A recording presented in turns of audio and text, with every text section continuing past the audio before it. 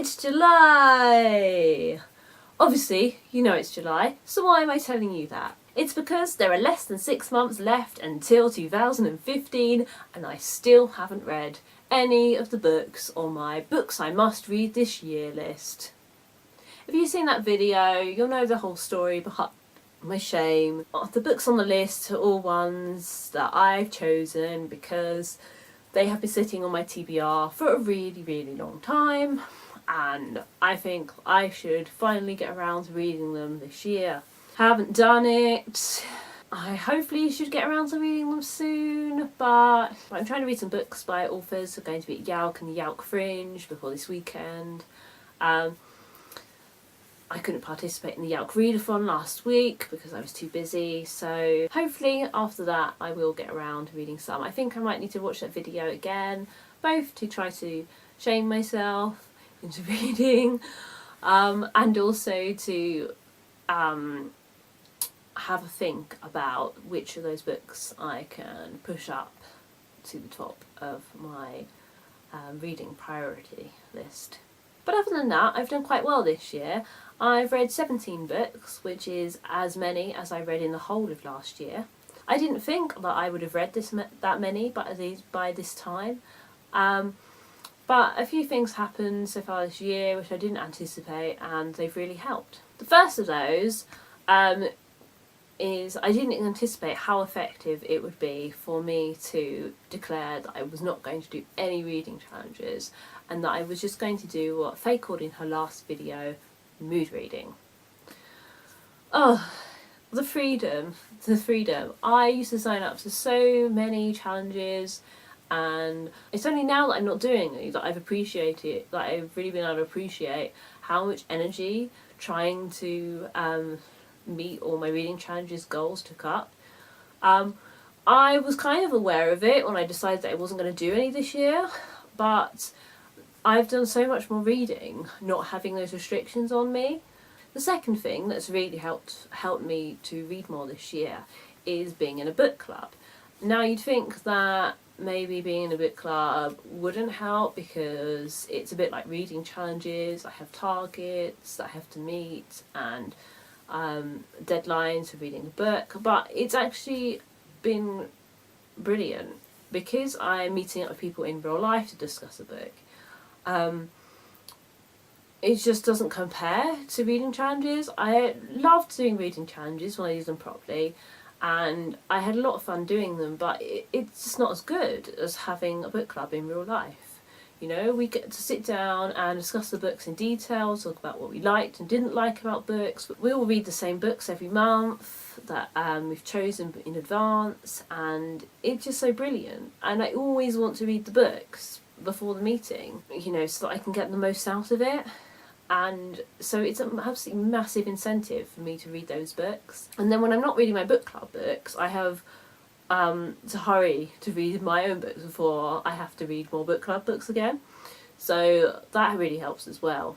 The third thing that's really helped is having a commute. My previous job was a 10-minute walk away from my house, or I would quite often get a lift. My new commute is 20-minute train ride plus time waiting at the station for the train to arrive in the morning and the afternoon. So I get to do quite a lot of reading during that time, and I also read during my lunch break at work, and it's great. I just get so much more done. I can feel myself just getting absorbed into books really quickly, and quite often if I'm reading a book in the afternoon on the way home, when I get home I won't be able to resist reading a bit more. The fourth and final thing, which I kind of ties into the commuting, is my e-reader. I got my Nook towards the end of last year, and at first when I got it I was mostly using it to read my own work and to read the work of other people in my writing group so that I could give them feedback.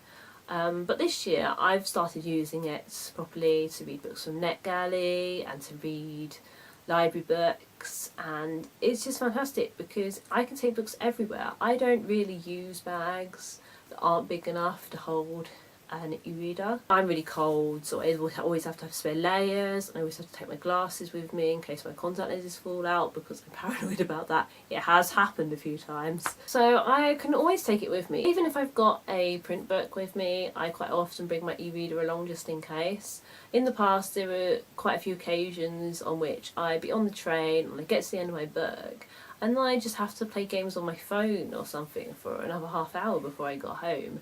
And, you know, that's wasted time. That's time I could be reading.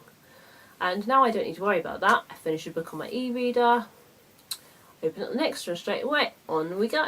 And it's just so convenient. You know, I've always loved print books, but you can't beat the convenience of an e-reader, really. And the battery life is terrific, so it doesn't really have to compete with my phone, because quite often I'll be, towards the end of a day especially, I'll be using my phone quite sparingly to sort of save the battery life as much as I can.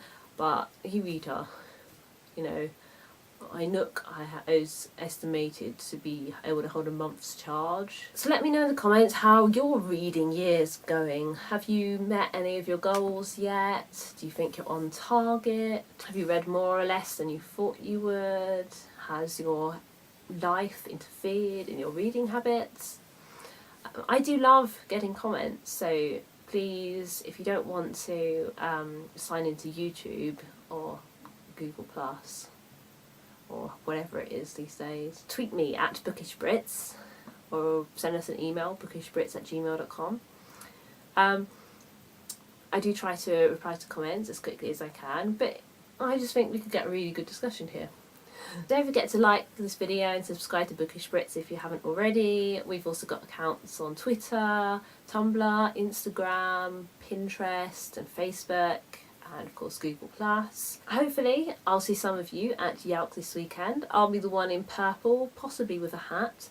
I've been thinking about it, and what I'm really tempted to do is just wear my black top hat and print out the Yalk logo and pin it to it.